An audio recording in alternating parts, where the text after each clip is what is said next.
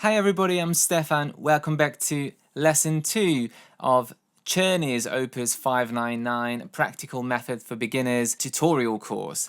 Don't forget to subscribe if you haven't already done so, and if you like what you see, give this video a thumbs up. Also, I offer online piano lessons. If you're looking for one, there's going to be information below. Opus 599 is one of the most popular technique books for very beginners until intermediate level, and the book has 100 pieces, with 1 being the easiest and 100 being the hardest.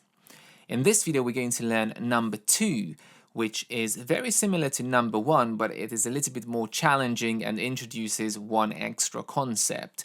So the piece, as you can see, is mostly made up of half note and whole notes, so minims and semibreves. If you counted slowly 1, 2, 3, 4, it would take a very long time to get to the end of the piece, so instead I counted 1 for the half notes and 2 for the whole notes, because that's the only 2 kinds of notes we have, and then it feels more like 1, 2, 1, 2 instead of 1, 2, 3, 4, 1, 2, 3, 4. Both are correct, but counting 1, 2 is a bit easier. Both hands are in the treble clef, so right hand is going to start 1 on the high G, and left hand 3 on the E above middle C, so in the C position. But the right hand is moving away from the C position, so we're going to start 1 on the G, with quite a few finger changes. The piece is in 4/4 C common time, as I said, but we can count 1, 2 instead of 1, 2, 3, 4 and simplify the counting. The first 2 lines are repeated, and then we move on to the last third and fourth line, and we need to repeat those as well, so it's twice as long as it looks. The 2 most important things are to have a very steady pulse and very good rhythm, so making sure the half notes are half notes and the whole notes are twice as long. And the second thing is to have a beautiful legato shaping of this very simple melody. The new thing that this exercise introduces that wasn't in exercise 1 is the repeated notes, which we can see on the B in the second line, where we have 4 Bs, 1, 2, 3, 4, and each time there is a different finger number on it, 4, 3, 2, 1. And this is very standard practice in piano playing when we have repeated notes. Preferably, we have to alternate the finger numbers for many reasons. First of all, it sounds better, it sounds more musical because the fingers all have different strengths. Second of all, it looks better, and also imagine if you had this going on for 3 pages and if you only played it with 1 finger, that 1 finger would get so tired. But if you spread it out to 4 fingers, then it's easier to keep it even, and it's going to kind of spread out the pressure onto all 4 fingers. So let's have a look at the first section, first 2 lines until the repeat sign, right hand starting on the G. Mostly, again, steps and skips, but there are some bigger intervals, some fourths. So I'm going to count 1 for the half notes and 2 for the whole notes. 1, 2, 1, 2, 1, 2, 1, 2, 1, 2, 1, 2, 1, 2, 1, 2, 1, 2, 1, 2, 1, 2, 1, 2, 1, 2, 1, 2, 1, 2, 1, 2. So a couple of things about this melody. As you could see, I was playing with complete legato.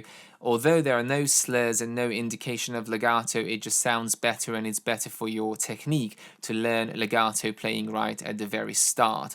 So beautifully connecting those notes, making sure when the first one goes down, second one is connected, and as soon as you play the second note, the first one comes up, so they're kind of overlapping a tiny bit.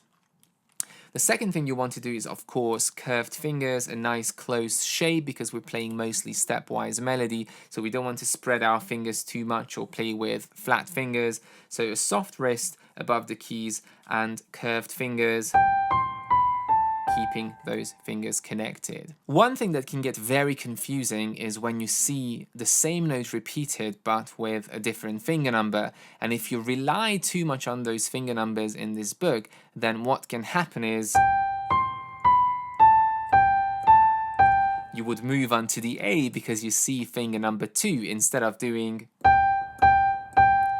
1, 2, 1. So be very careful. Don't rely on the finger numbers. Look at the repeated notes because it might be the same note repeating with a different finger number. Left hand is going to start in the C position, 3 on the E. And again, let's count. 1, 2, 1, 2, 1, 2, 1, 2, 1, 2, 1, 2, 1, 2, 1, 2, 1, 2, 1, 2, 1, 2, 1, 2, 1, 2, 1, 2, 1, 2, 1, 2. So almost completely half notes apart from the final C. Let's add them together, and when it comes to coordination, very important that both hands strike the notes at the same time. Instead, where you have a slight delay between the two hands, so concentrating that both hands go down perfectly together. So hands together the whole first section. 1, 2, 1, 2, 1, 2, 1, 2, 1, 2, 1, 2, 1, 2, 1, 2. And I feel there's a new phrase starting here, so I'm going to lift up my hand and start the second phrase, so breaking up the legato. 1, 2, 1, 2, 1, 2, 1, 2, 1, 2, 1, 2, 1, 2, 1, 2. So by phrasing, I meant the first line sounded like one continuous musical idea and the second one is another one, so I wanted to break them to make it sound a bit more musical. Let's go on to the second section. So after we played this twice, we're going to move on to the second part, which changes the pattern a little bit before the first section returns. So it's an ABA section. So here is our third line. Let's go hands together straight, left hand 1 on the G, right hand 2 on the B. 1, 2, 1, 2, 1, 2, 1, 2, 1, 2, 1, 2, 1, 2, 1, 2. And now the second line is going to return, so it's the exact same as the second line. 1, 2, 1, 2, 1, 2, 1, 2, 1, 2, 1, 2, 1, 2, 1, 2. And then you repeat this twice as well.